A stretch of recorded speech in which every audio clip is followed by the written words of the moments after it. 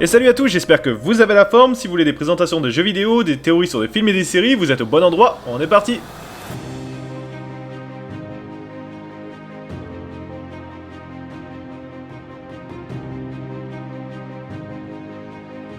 Je sais ce que vous dites, il va jamais en finir avec One Piece ce bougre.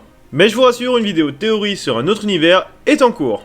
Mais avant de commencer, je tiens à vous prévenir que cette vidéo se penchera principalement sur la théorie. Pour un résumé plus global sur l'œuvre, je vous invite à aller voir ma dernière vidéo que j'ai fait sur One Piece. Mais comme vous savez, ma chaîne n'est pas spécialisée sur l'univers de One Piece comme pourrait l'être la chaîne de Goji, celle du Mont Corvo, celle de Nina ou encore Logpose et bien d'autres. Que je vous invite à les découvrir si toutefois vous êtes très intéressé par le sujet.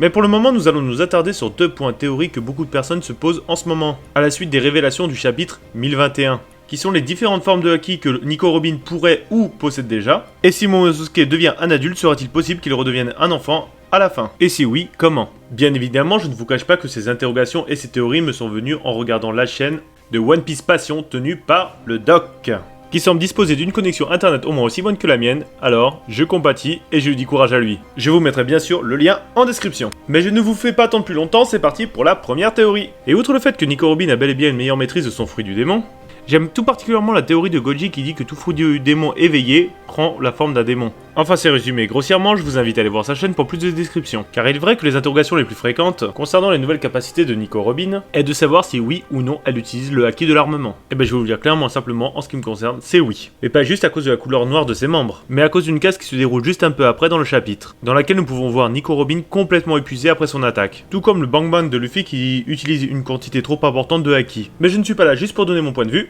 mais également pour faire remarquer aux lurons non attentifs que pour moi Nico Robin maîtrise également le haki de l'observation. Et cette capacité est dévoilée juste un peu plus tôt dans le chapitre, quand Black Maria décide de l'attaquer avec ses pattes empoisonnées. Nous avons alors une case montrant le regard de Nico Robin, et ensuite elle anticipe l'attaque de Black Maria, ce qui montre pour moi une maîtrise du haki de l'observation. Et maintenant nous allons essayer de déterminer si Momonosuke pourra redevenir un enfant, et si oui, comment. Oui, parce qu'on va pas se leurrer, à la fin du chapitre 1021, il est clair que Shinobu a la capacité de le faire vieillir, et que cela va être amené dans l'œuvre. Et tout comme le haki de l'armement pour Nico Robin, ce qui revenait souvent pour Momonosuke était la capacité de bonnet, qui lui permet de rajeunir et vieillir les personnes. Personnellement, je n'y crois pas trop. Tout d'abord parce que je ne vois pas du tout ce que ferait Bonnet à Onigashima, et encore moins pourquoi elle déciderait de aider les Mugiwara ou de venir en aide à Momonosuke.